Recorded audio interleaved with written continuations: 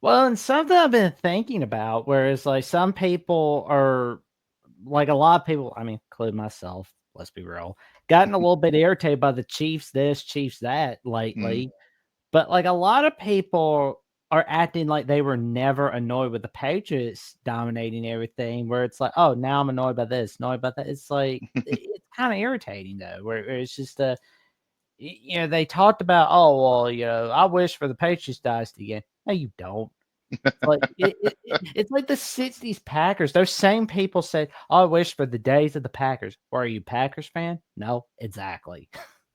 Absolutely, it's true. I mean, it always surprises me to hear, hindsight be 2020 in these matters, and usually it's romanticized type, looking back at certain dynasties, certain things that have happened, and now you're seeing that with the New England Patriots because the Chiefs are now starting to get the old Patriots treatment, and it does amaze me how many people forget just how hated this team was.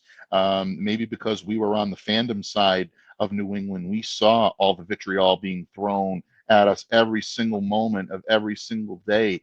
I can tell you, going into opposing teams' stadiums, and wearing a Patriots press pass sometimes put you in a very precarious situation because they knew that this team was the antithesis of everything they wanted to see. They were so tired of the Brady Belichick dominance that really existed for 2 decades here in the NFL. The Chiefs are starting to get that type of treatment after being the breath of fresh air after Brady and Belichick had done their thing and gone their separate ways. It's going to be interesting to see if they do pull out the victory this weekend, whether or not they continue to get that type of treatment, or are they going to get maybe a little bit of leniency because the three-peat is something that's never been done before?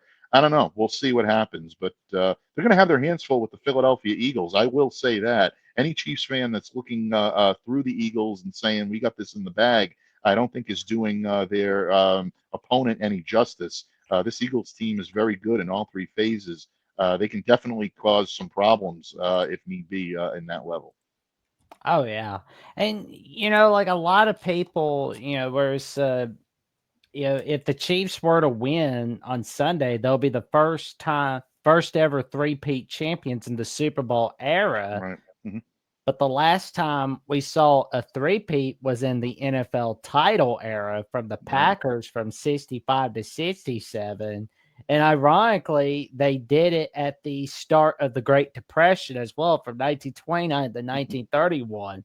So Right. they're literally like the only team that's three-peated in the NFL. Yeah. It's It's so true. weird. It's just so weird though, where it's like the Bears almost did it, but they couldn't do it. The Browns couldn't get it done. The Lions couldn't get it done. It's like it's funny even talking about the Lions, like where it's like it used to be like, oh, the Lions, they're that pitiful team. Now it's like, oh, we got to take this team seriously, like, as well as we should. Right. Absolutely. And again, there's a team this year that a lot of people thought had designs on New Orleans, and a lot of people believe they would be the representative for the NFC this year. Injuries can always be the great equalizer, and unfortunately for the Detroit Lions, they found that out. Are they going to be able to parlay the success that they've had the last couple of years into a berth in the Super Bowl next year when you visit Santa Clara? That's going to be interesting to me because they're losing a good portion of that executive coaching staff around Dan Campbell. So can he rally the troops and be able to reinvent that coaching staff to get his team where it needs to be? Or are the losses of guys like Aaron Glenn and Ben Johnson and Terrell Williams too much for them to overcome? Sometimes the window is not open very long in the NFL. I think we're about to find out whether or not Detroit can answer the call in that regard.